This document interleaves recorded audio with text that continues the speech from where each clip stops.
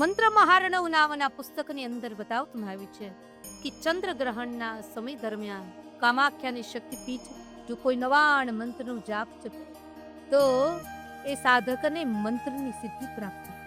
હવે મંત્રની સિદ્ધિ પ્રાપ્ત કઈ રીતની? મંત્રની સિદ્ધિ આપણે એ જા તારું ઉપાત પેલું સારું થઈ જશે, એ મંત્રની સિદ્ધિ એ માટે ન થઈ। મંત્રની સિદ્ધિ એટલા માટે છે તો અંતરની શુદ્ધિ થાય એટલા માટે મંત્રની સિદ્ધિ છે।